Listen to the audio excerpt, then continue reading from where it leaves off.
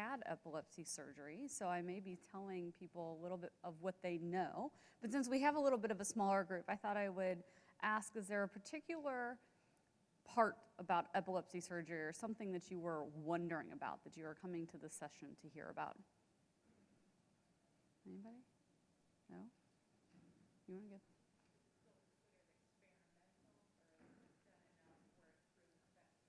Very well proven effective, really considered standard of care. So I'll go into a lot of that. Great. Your question?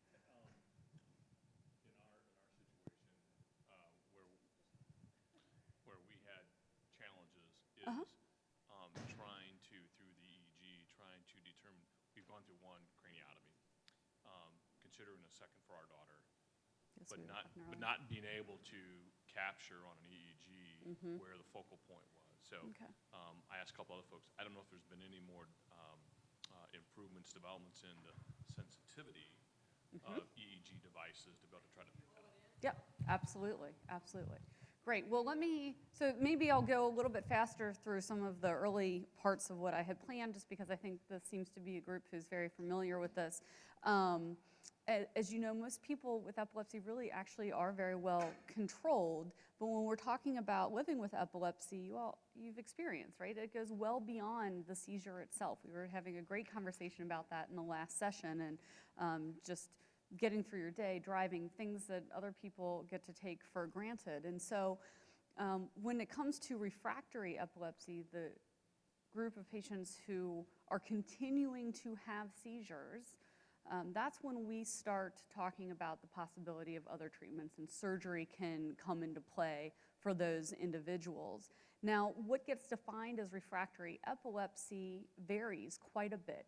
I have up here a definition that seizures continue despite trying 2 medications, and that's really getting a full effective dose, okay? So if you try one medication and you can't tolerate it because of side effects, that trial doesn't really count on this. But you've on 2 full doses of 2 different medications, or a combination, somewhere in that is when we start thinking about refractory epilepsy. Now, why did I pick that number? Because I'll guess that most people have gone through, I know most people have gone through way more medications than that before the topic of surgery comes up. Well, the reason I say this, and with this definition, is because an individual's chances of becoming seizure-free when you try that if you failed a first medication and move on to a second medication, is about 10 to 30%, okay? Once you've moved on to the 3rd medication, it's only about 5 to 15%. When somebody has tried 5 different anti-seizure medications, the chances that yet another medication or a different medication is going to lead to seizure freedom is darn near 0, okay? Now, I realize that is probably not popular, and people don't necessarily want to say that, particularly as new medications are coming out on the market, and we do continue to have new medications come out in the market. 1 or 2 of the newest ones that are out there, I know some patients have had some wonderful, wonderful luck with and have made a big change in their life. But this data hasn't really changed over the 20 years of another dozen drugs coming out, okay? Part of the problem is that it is so individual in terms of who's going to respond to what. And what we do know is that having uncontrolled seizures really do lead to progressive cognitive decline, as many here have experienced and described. And there's always that, while low, risk of sudden death. So this is why surgery needs to be on that list. So who do we consider surgery for? Somebody who has continued seizures despite these medications. The classic is when there's really a clear location, a spot in the brain I can put my finger on and say, that's it, that's what's causing the seizures. And we can take that out and stop the seizures. And of course, we have to consider that in that situation, we think the benefits of doing this surgery are going to outweigh the risks. Through all of this, I realize I sound very much like a champion for surgery. I am a surgeon after all. I love to operate, don't get me wrong. But everything that we do has consequences, and I take that very seriously. So every decision has to be a step-by-step decision that takes into all of the pieces of information. So I'm going to give you pros and cons throughout all of this. Again, our goal is to remove the part of the brain that is either causing or is really an essential part of that circuit that causes the seizures. And one thing to note is, while our goal absolutely here is seizure freedom, for seizure freedom, it really, for most patients, means seizure freedom while still taking a medication, or for some, several, okay? There are some patients who are able to be completely seizure and medication free, but going into such a surgery, I don't want people to have that as the expectation. If we get that, that's a bonus. And of course, first, do no harm. So let's say you're interested. So what happens? How do we decide whether or not somebody's appropriate for surgery, what it is that might be a surgical treatment? And there's a lot of pre-surgical evaluation that goes on. An MRI of the brain. Is there something clearly, a spot on the pictures that say, this is what's causing, or this is an abnormality that might be causing the seizures? A video EEG. So many people have described here they have more than one kind of seizure. And so if we can, we need to match is the experience of the patient and their seizure event at the time which is happening. Can we watch as it occurs and say, that's the onset, this is when the electrical activity starts, and we can see the changes in movements, facial expression, whether or not they're still speaking, and help those pieces of information fit into this is where the seizures are coming from. So it's all helpful in localization. And then for some, being able to, other studies are necessary in this. Neuropsychological evaluation, which I'll touch on here in a minute.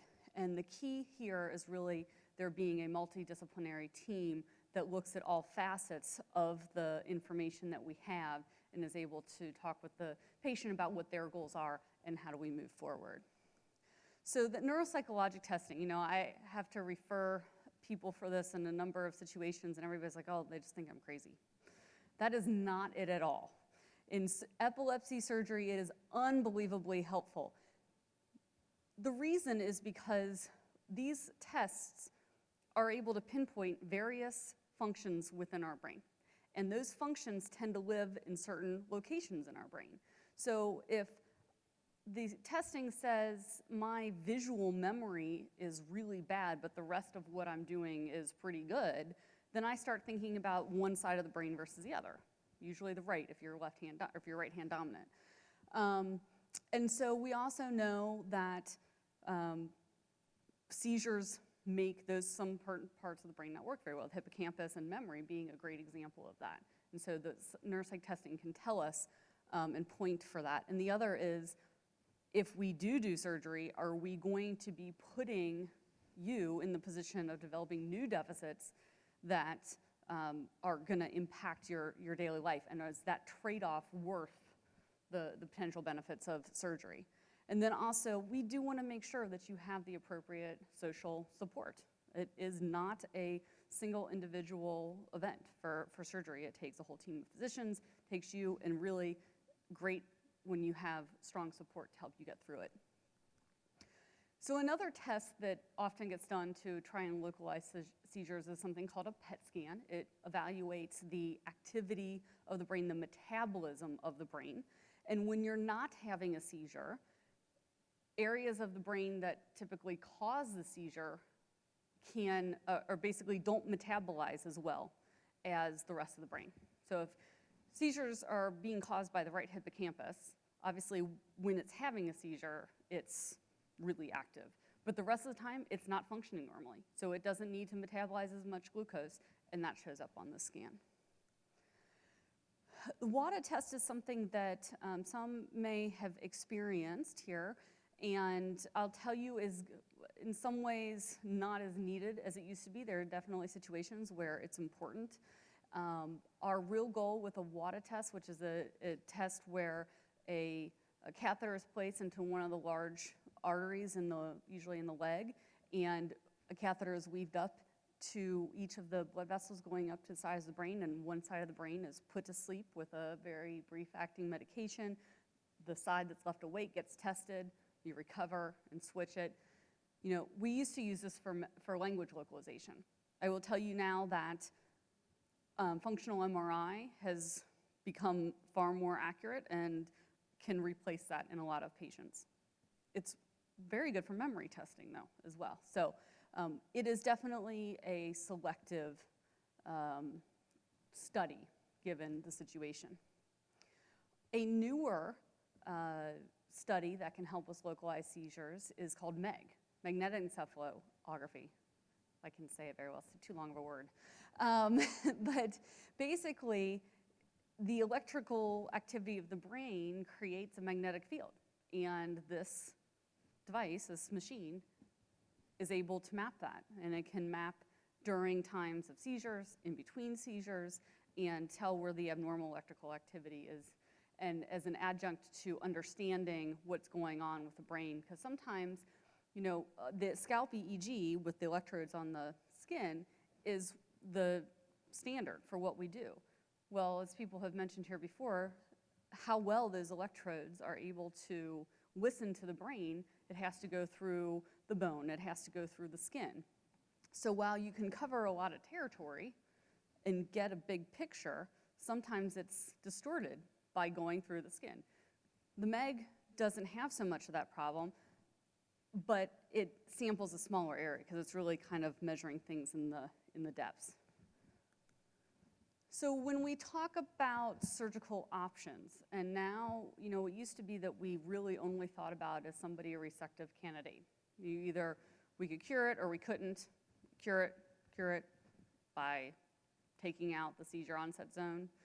And if not, do we do something else that can maybe make things a little bit better but might not cure it? Well, that array is becoming broader, and the decisions in that sense are becoming a little bit more difficult, but it also means that there are many individuals out there who probably have been told they weren't a candidate for surgery, who very well may be. So the resection, temporal lobe resection, the most common in adults, a disconnection.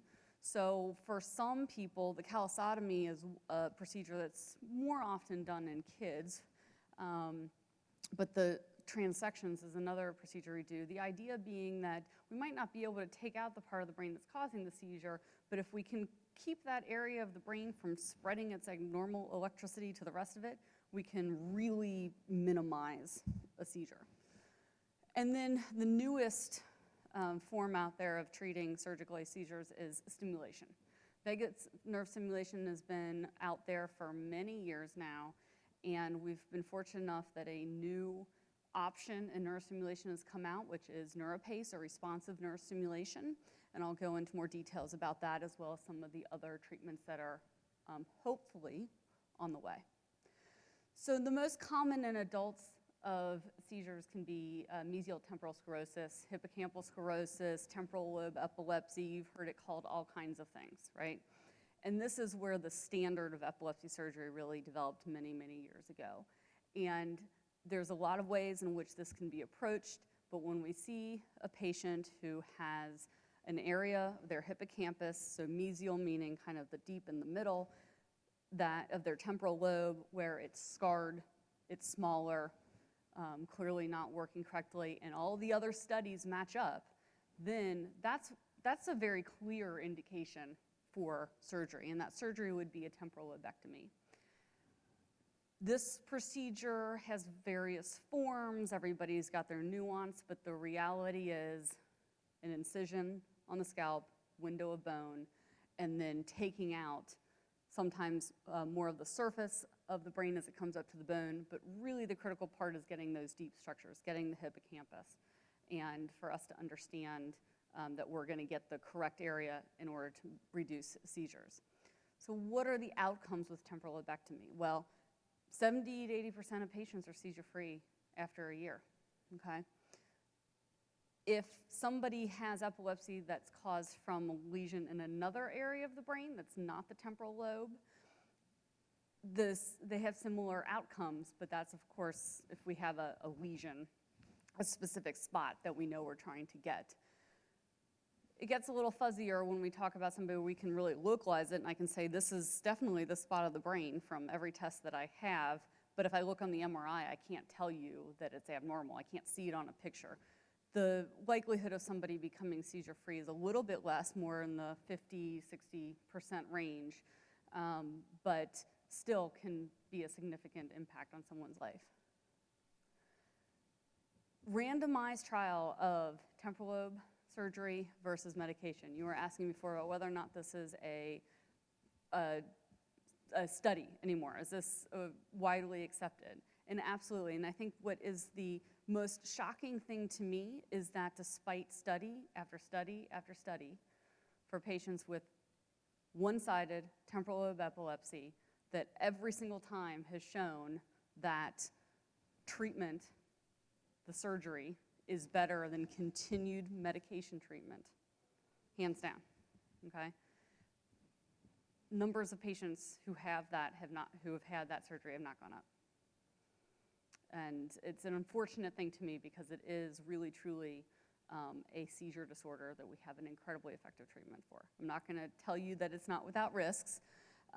We do know that it also improves quality of life in addition to the chances of seizure freedom. So even years, even more than a year out.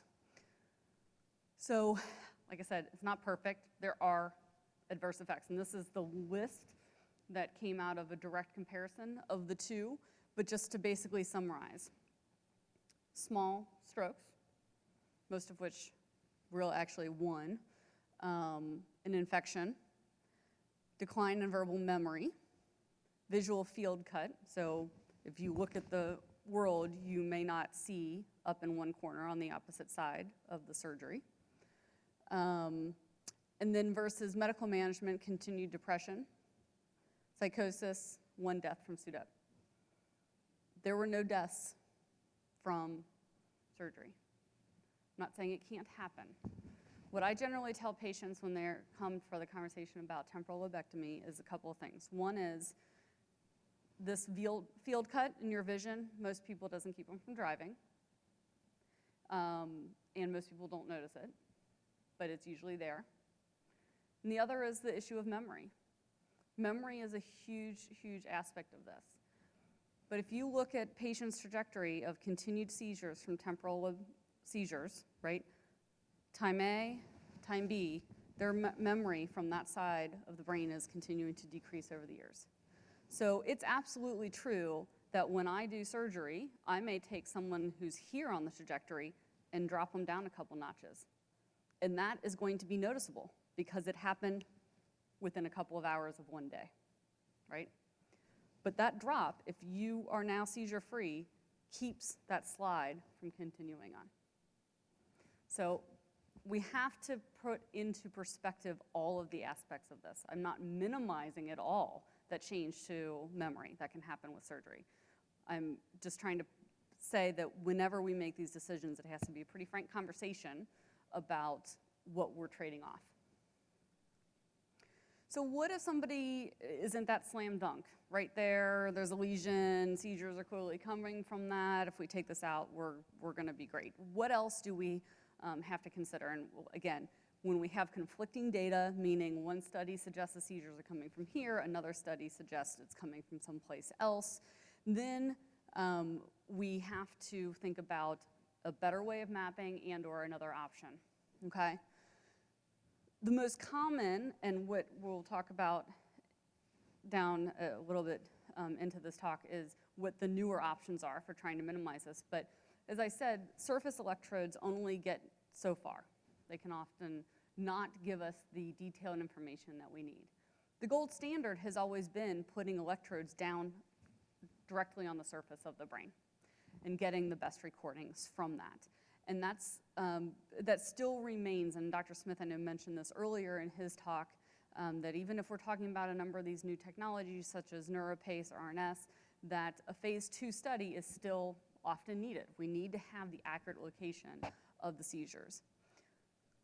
And we generally think about that when we think we're gonna get someplace. So what's this look like? These are what the electrodes look like. Where we put them, how many we put them, all depends on the individual situation.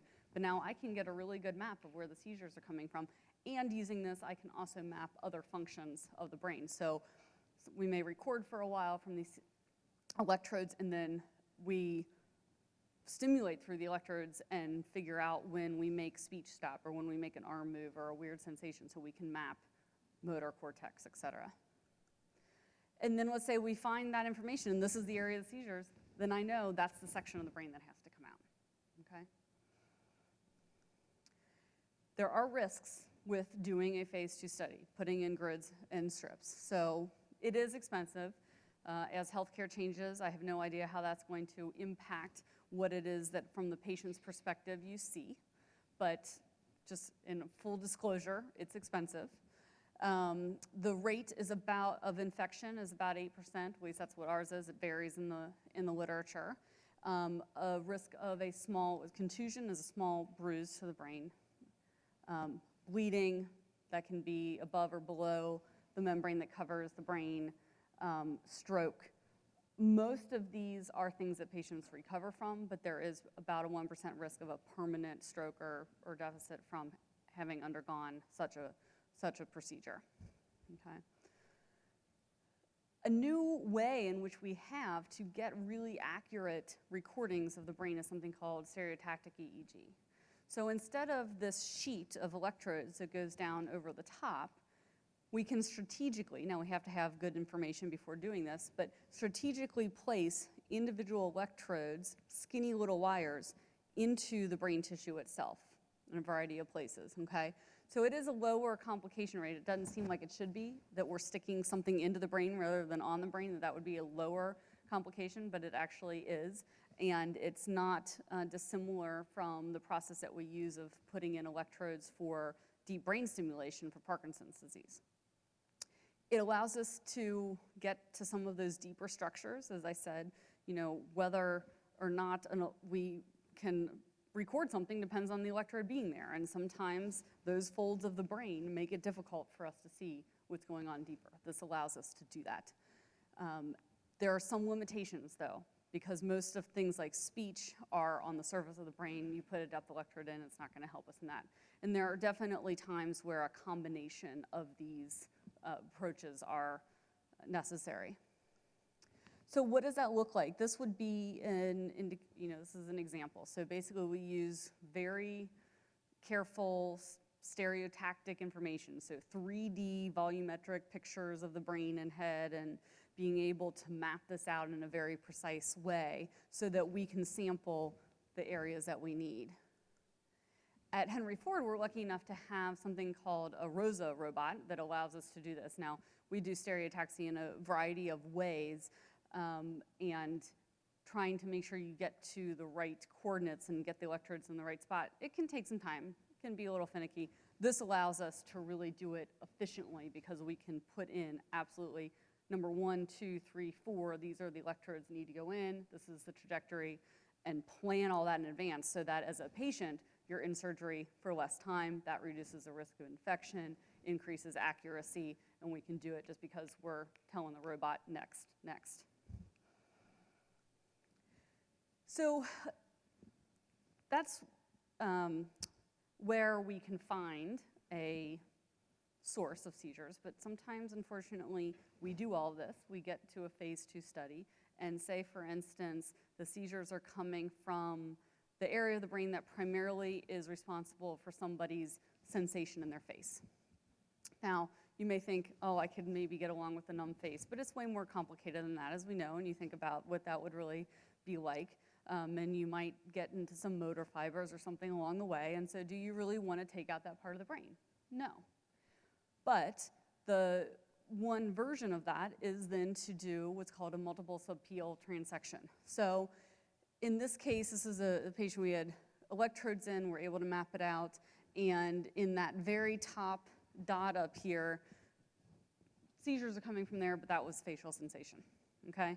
So basically what we did, it's kind of hard to see in this light here, but is basically take a fancy knife and cut through those areas. So the nerve cells themselves, as they're functioning and then passing deep to go to the rest of the body and the head, weren't affected, but their connections to the cells next to them were, okay? So did we completely get rid of this patient's seizures? No, but it went from a global thing that then could spread into her arm, into her leg, to something that was more just small focal interface and much shorter lived. So not the most elegant or perfect of all procedures, but this is one of the things that we have in our armamentarium, and I will tell you that some of the other treatments that we have coming out are probably better versions of this. Yes? That is the skull cutaway, correct. So, yes, this is this post, which was used for some monitoring. This is the edge of the skull. So we go through the layer of the skull, and then there's a thick membrane that, well, no, it depends. We try and limit that. So yes, sometimes is it, a side, is it a front, is it back here, is it a little small spot here? It can be various, and it just depends on what the right thing is. And I know that that is scary and weird to think about. I guess I know I have a way different perspective on this because I do it. I will tell you, I don't know if this will make you feel better about it or scare you more, but I will tell you I've done many of these surgeries with the patient awake and talking with them through the surgery. It is probably one of the most amazing experiences. I can't believe I'm lucky enough to get to have that interaction with anybody. But this kind of surgery, when you're trying to get to a goal, it's not as overwhelming as you might think.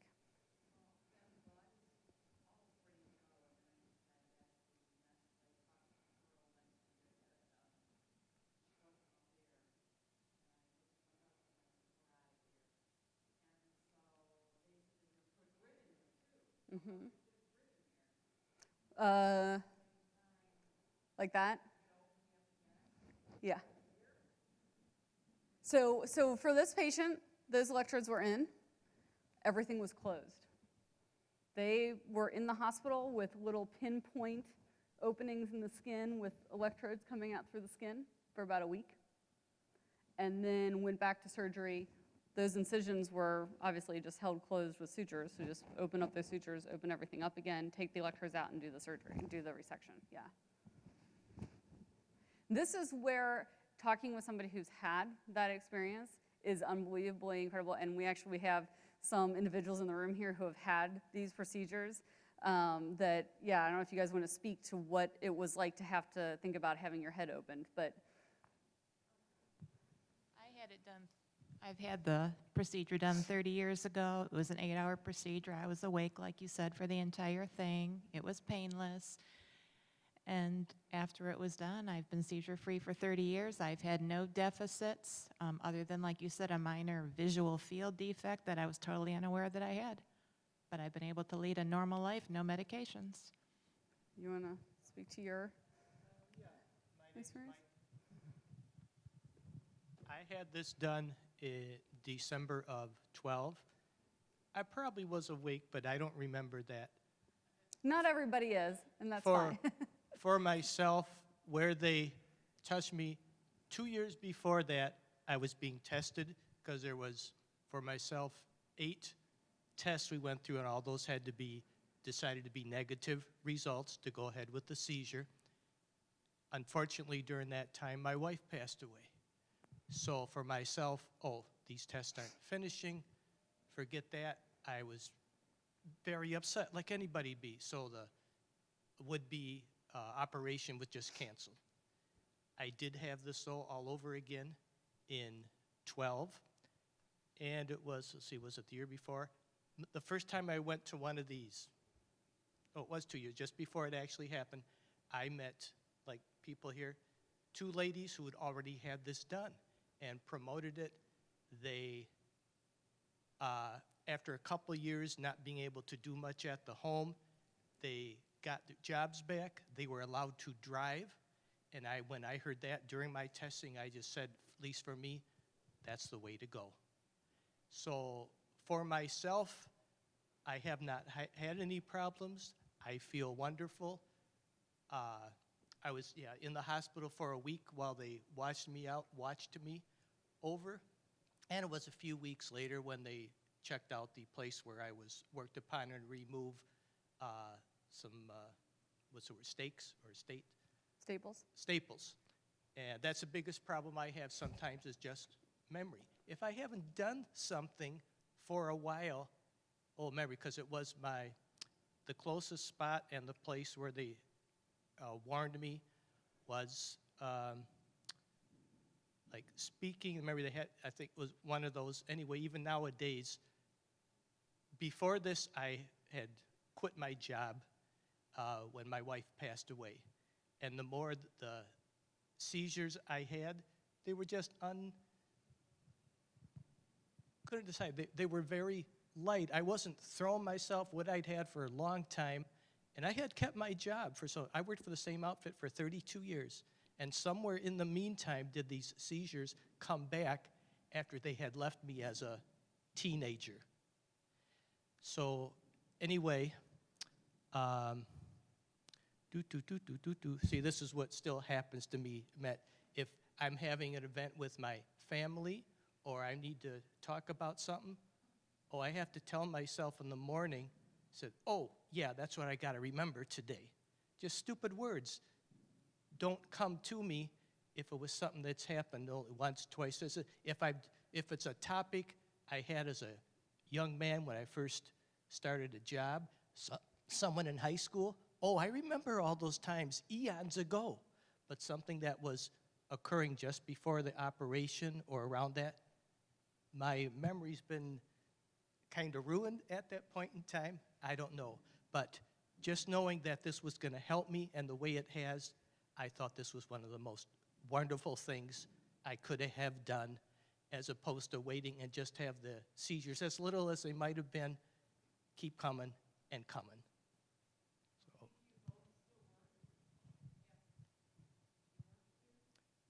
No.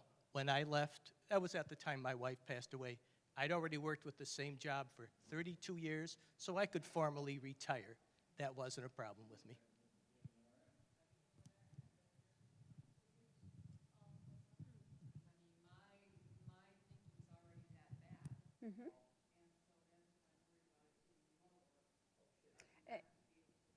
And that's exactly what I was pointing out before about that process of being able to pull all of those pieces of information together and weigh that out for you. Because I can certainly, I know that whatever happens on that date of surgery, regardless of nuances or situations, whatever, like that's on me. It's my fault, right? I mean, it's my fault in the sense that if I haven't prepared you adequately, if we haven't had that honest conversation about what your expectations should be, what the risks are, but what the likelihood of outcome is, then that is on me to have that conversation and for you to feel like you can ask those questions and have an open dialogue. I mean, I certainly understand, and the difference being it's a lot easier to continue experiencing what you're experiencing rather than to upfront decide to choose the unknown in something that is a big, huge change and an event, right? It's an event in life. And that's where I think it's a reason why a lot of people don't have surgery, is they view it as this one big scary thing. And unfortunately, I've worked with too many patients where they felt like that for most of their life, or worked with physicians, who really perpetuated the scariness of surgery. And then by the time they got to surgery, they were really mad that they hadn't had it 20 years earlier. And I can't fix that, and it breaks my heart because, the difference of going through most of your life trying to deal with this and keep working while having seizures versus being able to go and enjoy without worrying about it. But if it happens to you, if you have a stroke during surgery, it's 100%, right? And so you have to, right.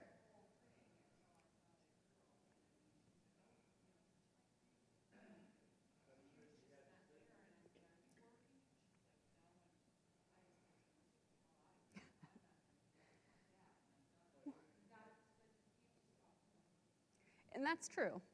And the thing is that it depends on where you are in life, right? What the situation is.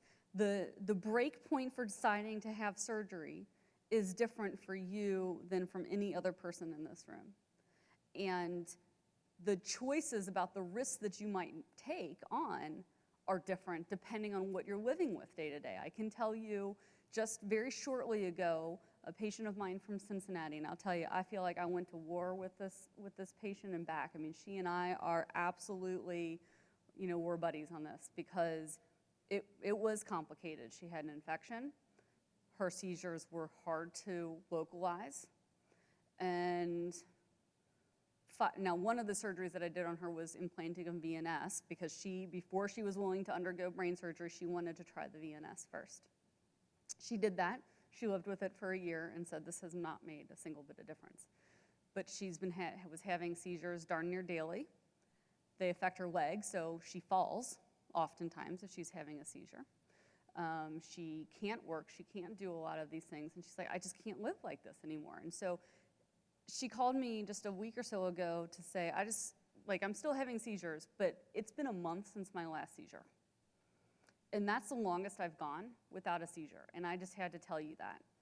So for her, going from daily seizures that were really horribly incapacitating to a month without one, and who knows what it'll be now, the resection that we did and all of the stuff that we went through, for her that was worth it. For many people that would not be, right? I can, have had some, I had a couple where the woman was, I think she was 60-something when she had surgery. Again, somebody who would have been qualified for surgery about 30 years prior. She and her husband had a very clear relationship of who played what role, right? And her going through surgery meant a longer recovery and a period of time where he had to do some of the things that he considered in her job description, right? I will tell you, there were several months there of them coming back to my office where she was seizure-free, but he was really unhappy. So, those things have to be taken into consideration. It's not, we don't live in a vacuum. So the importance of those things can't be understated. I completely agree with what you're saying, but the decisions one person makes over another one is, yeah.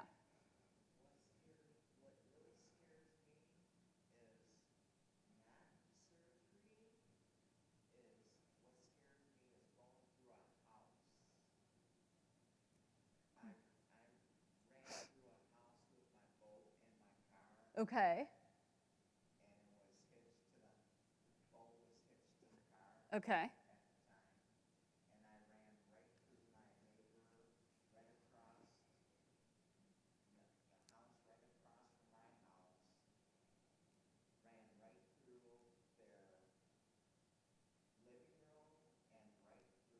Oh my goodness. Yeah.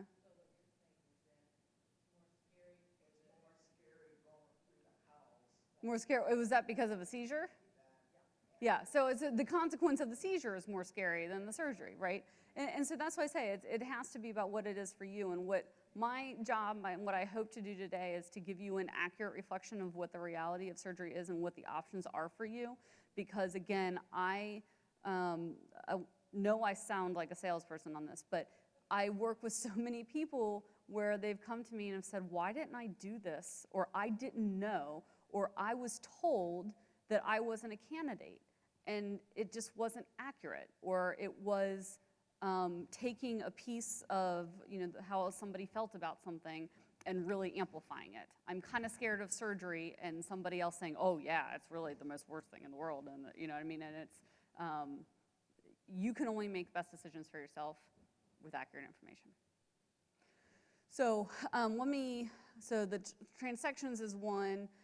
The other disconnection surgery that we do, I will say, I mentioned this earlier, is more often probably done in kids, and I think that is a little bit of a bias that we as surgeons and neurologists have in thinking that a kid can recover from a callosotomy better than an adult. I've certainly worked with adults who have done quite well with it, but are quite impaired. If we're talking, really it is a treatment for drop attacks. The seizures just spread through the two halves of the brain so fast that they have absolutely no control and they just fall to the floor, okay? A callosotomy can reduce those by about 70%. The reason, again, that hesitation are some of the risks, and there's absolutely a risk of difficulty with speech, following the surgery. It's called an akinetic mutism. It's not so much that they don't know what to say or how to say it or they physically can't do it. It's because they can't connect to be able to get it out. And then this disconnection syndrome. So the speech typically resolves over a couple weeks. It can be certainly months for the disconnection syndrome, and that would be something like I tell you or I give you a visual clue that your right side of your brain needs to visualize, but I need your right hand, the right side needs your brain, but the left side of your brain controls your right hand, you need your right hand to do it, and that crossing over doesn't happen, and that takes a while for somebody to adapt. VNS is the one, and actually Dr. Smith asked me to clarify this a little bit. He thought maybe he was a little bit too dour on VNS. But vagal nerve stimulation is very widely used, and I think there is, appropriate or not, feeling, well, this is a way less invasive surgery, so why not try it? And for many patients, I can't disagree with that, but I also want to make sure people understand what truly the potential benefit can be. Basically, it's a surgery locally in the neck. We go and place these tiny little coils around the vagus nerve in the neck and a little generator that goes underneath your collarbone.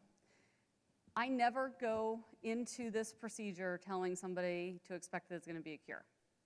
It's almost never. Now, can some people go for long periods of time without seizures with this plus other medication changes? Yes. The way to really think about it is having another medication without the side effects, okay? The studies have shown 50% of patients get about 50% improvement in seizures. Dr. Smith earlier today had said 30%. He said, well, I think I probably underestimated that. Can you make that point for me?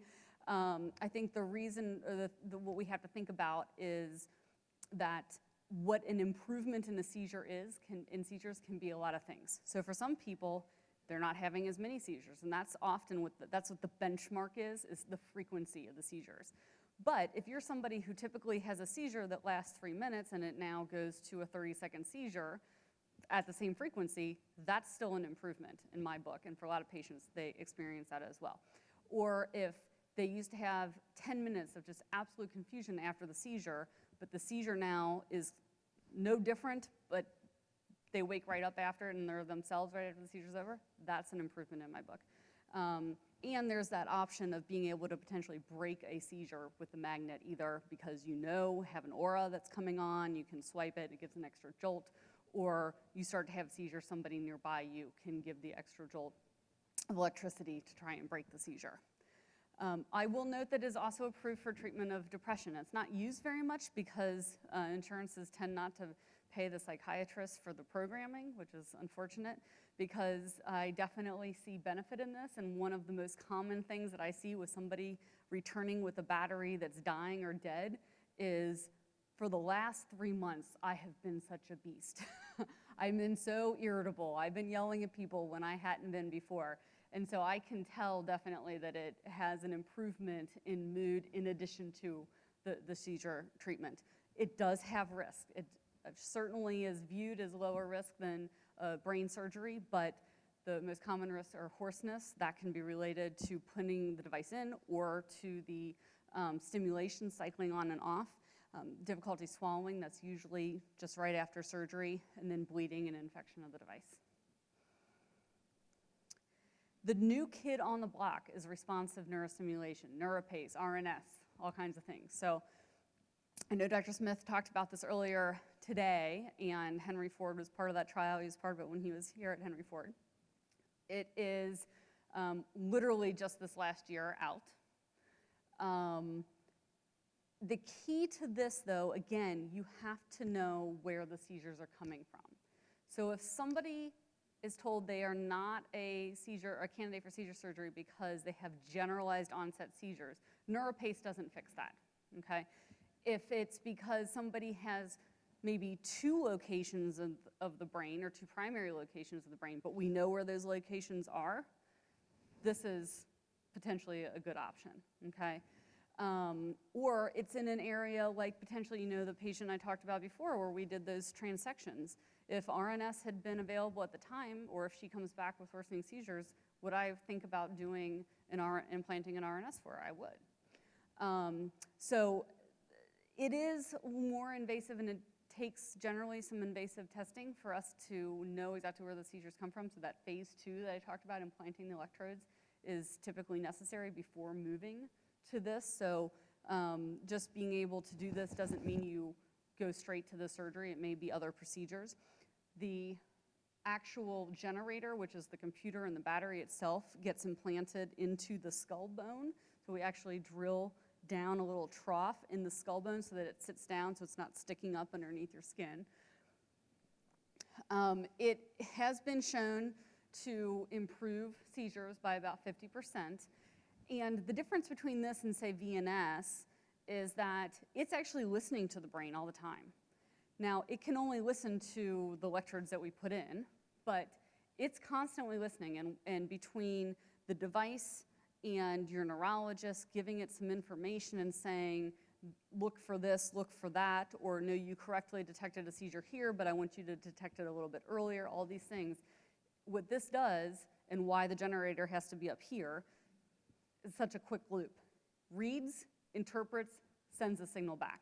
And that signal is kind of like the signal at the VNS. It sends a little blast of high frequency energy into the seizure onset zone to tell the brain cells to stop misbehaving, okay? So that's kind of the new exciting technology. It's not necessarily stopping you from having all seizures. You have some seizure activity, but if it stopped immediately, it's not necessarily spreading and oftentimes not manifesting from what you experience. Now, the risks of this procedure are similar to any of these other implants that we talked about. Anytime you're passing electrodes into the brain and putting them on the surface of the brain, there's a risk of infection or bleeding, stroke. And the one challenge here compared to, say, like a VNS is if we do have an infection of the device, it's sitting in a piece of bone here, and usually that piece of bone has been worked on before, and so we may have to take out that piece of bone for a period of time, meaning leaving somebody without a full skull. So pretty serious thing to have to live with for a while. And anytime we do have to replace the battery, it does mean doing a little incision in the scalp in order to get the battery out to replace it. Where are we going on the horizon? This is where I think there's just so many cool things going on. I mean, NeuroPace is awesome. And I have to say, from the epilepsy community, there are a lot of things on this upcoming list, and even with NeuroPace, where we've just been fighting with the FDA. Like, really, it's time. We have to be able to offer these things to patients. And for NeuroPace, luckily, it has now been approved. That took several years. One of the biggest out there that the committee, the professional expert committee that reviewed all the data said to the FDA, approve this. We recommend you approve this. And the FDA said no. So that one is deep brain stimulation. That one's a little particularly frustrating for somebody like me who does deep brain stimulation all the time for tremor, for Parkinson's disease, for dystonia. It's now approved for obsessive compulsive disorder. I mean, this is a very well described treatment. Now, it's not perfect at all. It's about in the same line as VNS in the sense of about 50% of patients get 50% improvement in their seizures, but there were a higher percentage of patients who were seizure-free for at least 6 months during the course of the trial. So, with that. The objection from the FDA was one patient. So anytime we do stimulation, and this is true with RNS, there is a risk that if we tell the device to stimulate in a certain way and your body doesn't react to that, we can actually cause additional seizures. But that can be changed, right? There was one patient during the FDA trial that, because of the way the device was set, which was their standard parameters, but this particular patient, when the device went off to give a burst of stimulation, he had a seizure. So that threw off the entirety of the rest of the data set. And as much as they argued that the expert panel argued that that patient should be thrown out in the decision, the FDA did not. don't even get me started. It is crazy. And, you know, it's frustrating because it's easier these days to get, they're actually holding some of these things up to a higher standard than they are medications. And I get it. I want to do the right thing. I don't want to just be throwing out new technologies for the sake of it and throwing the book at anybody just because they're continuing to have seizures. But one thing that's become clear in epilepsy is there's so many variables, so many variations. Every patient is unique. And so we need an armamentarium. We need options. So it's a little disappointing to me. Now, the one thing about this deep brain stimulation is that as with many other things, temporal lobe epilepsy was the most effectively treated, meaning those are the patients who got the biggest benefit. But that's where we're at.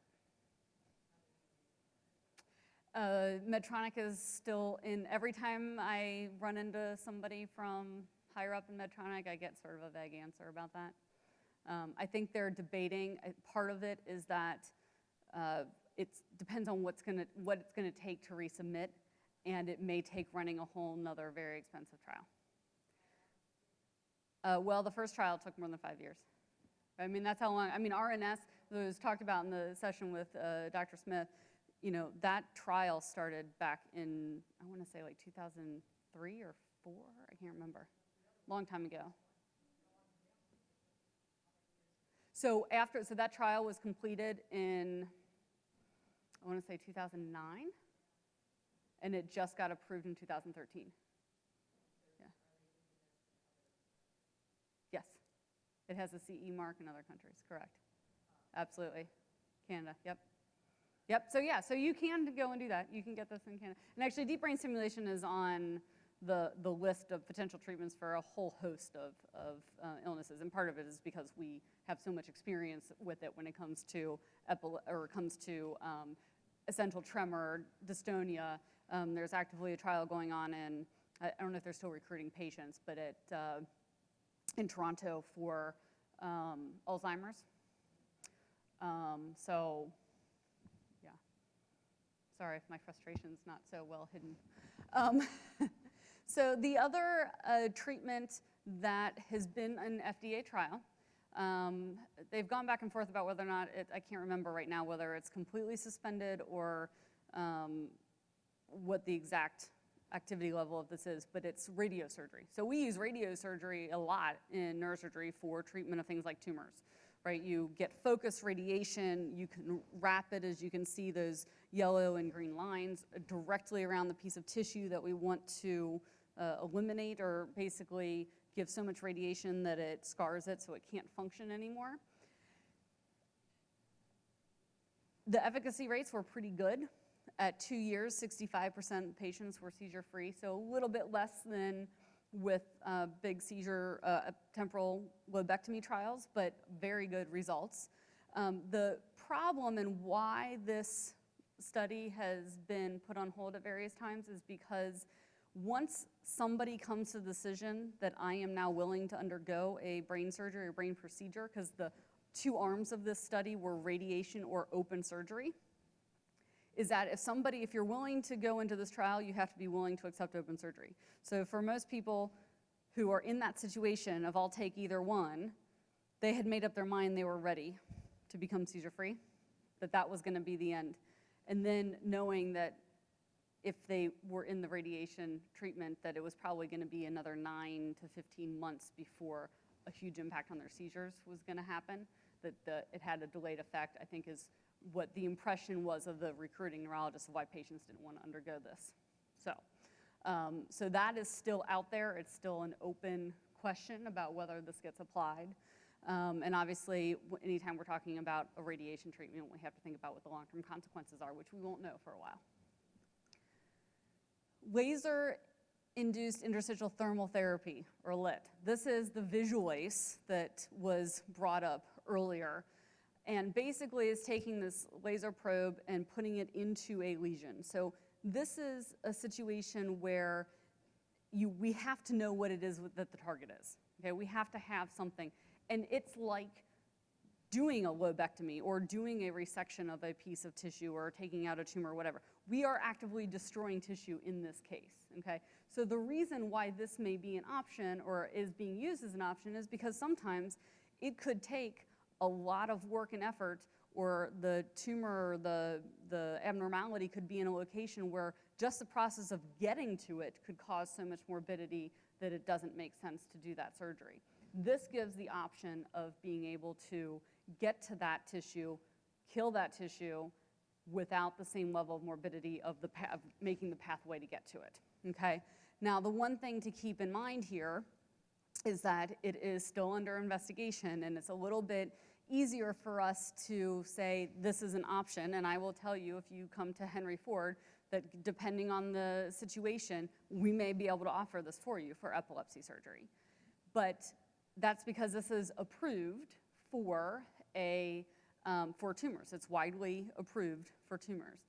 Now that Medtronic owns this Visual Ace company, they are looking at actually doing an investigational device study of applying it to epilepsy.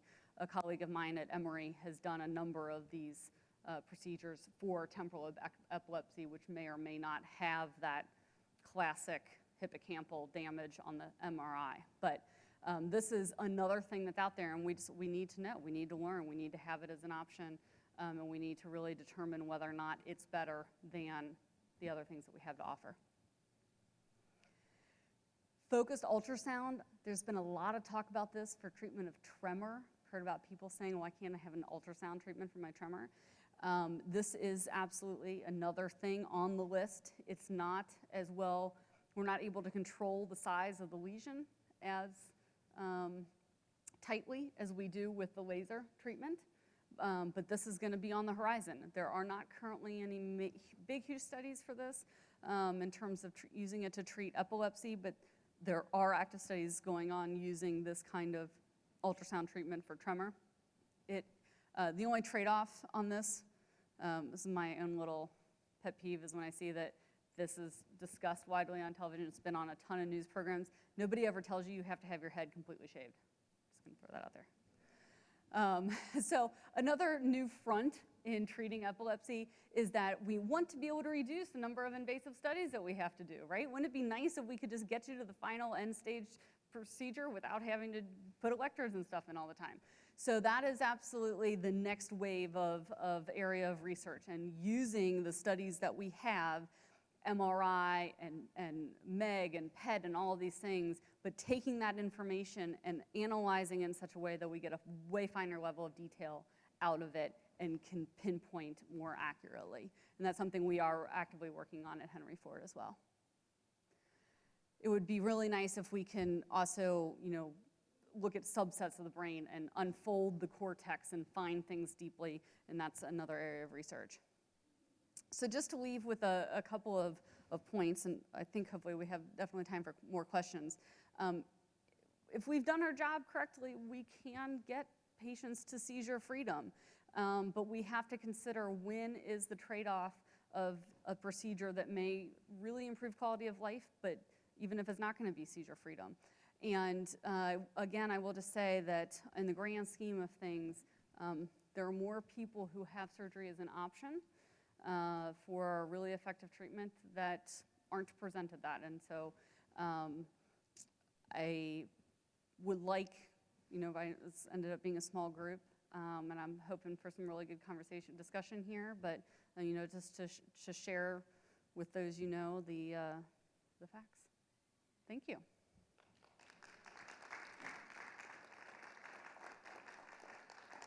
This is our team at Henry Ford.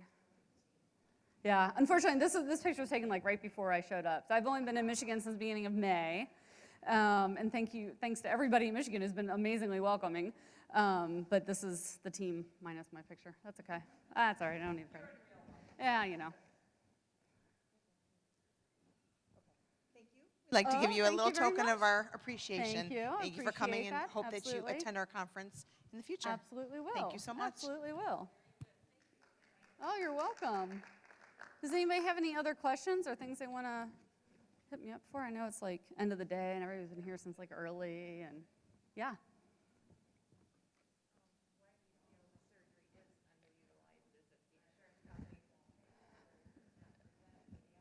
So I actually have, it's hard to say.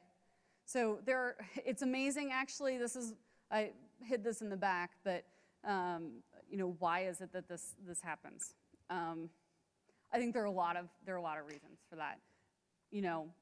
Sometimes when somebody first shows up for surgery, it's, well, I'm only having this many seizures, or really it's not so bad, or again, what was brought up often was this, if you're not having seizures with major convulsions, then that shouldn't be a big deal, right? There are plenty of patients out there who have seizures that are not big, huge convulsions that's greatly affecting their quality of life. And for some, from an outsider's view, look at that and be like, oh, that can't really be that big of a deal, right? So there's some of that. I think that there is a misconception about what the likelihood of the next anti-seizure medication really curing it is. I think there's an increased level of hope about that. I would love to see that those numbers have changed. It amazes me and stuns me that over the 20 years in which we've been looking at this and all of the new drugs that have been out there, that those numbers in terms of the chance of seizure freedom aren't better. I find it shocking. And the reality is it's probably a matching. How do you match the drug with the person? But, and I think that there's some fear of surgery, a very healthy and appropriate fear. I'm not gonna minimize that. I think sometimes there's a worry that if somebody goes and gets sent to an epilepsy center, they're never gonna come back to their home doctor. My personal feeling on that one is, you're shaking your head, 'cause you know I'm right. And I'm disappointed by that because, I view it as, I wanna be a team with that physician as well. I mean, there is definitely a period of time where some of the neurologists that I work with and their expertise in working with somebody who's right out of surgery is gonna be the right conversation with the patient. But, that patient still needs a long-term neurologist with somebody that they have a great relationship with. I want them to keep that up. So, and I don't know how to get past that. I have no idea how to get past that. I don't know how else to get past the fear of surgery except individuals like you and you sharing your experience with others.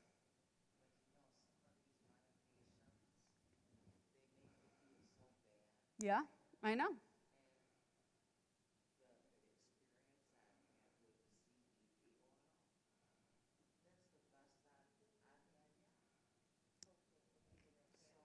Right, it is. It is absolutely helpful, and I agree.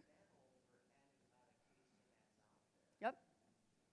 Yep, and there are going to continue to be new things on the horizon. I think that, and I don't want to discount that because there are going to be new situations and medications and treatments that are going to be better. But there are certain situations where I can tell you and I can throw up 20 papers, really highly, like JAMA, New England Journal, really great studies and papers that have not caused the sea change in treatment of epilepsy that it should.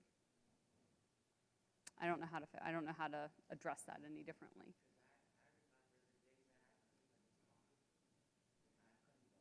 Yep. Yeah.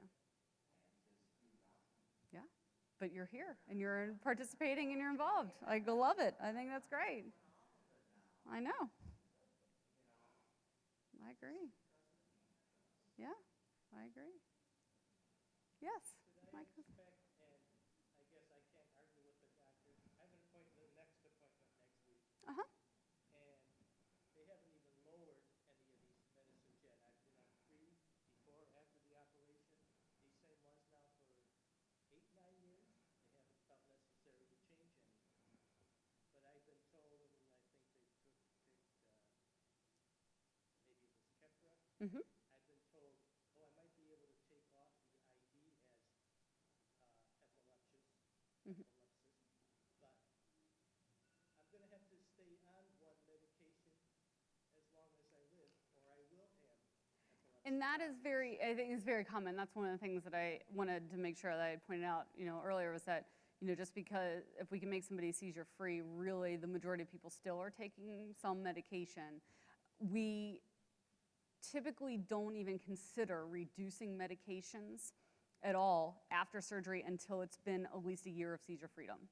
Some people would say 2. A year of seizure freedom, and then whether or not and to the degree of taking the medications down can vary on an updated EEG to be able to see if there's any non-full seizure but areas of irritability. And the more likely that you have some areas of irritability, that the more medications or the longer you might stay on medications. But if you've just had surgery in the last 2 years, right? So you're just now at the you're like in that window of the 1 to 2 years, what I consider taking down medication. So that very well within what I would say I'd be holding off to. Yeah.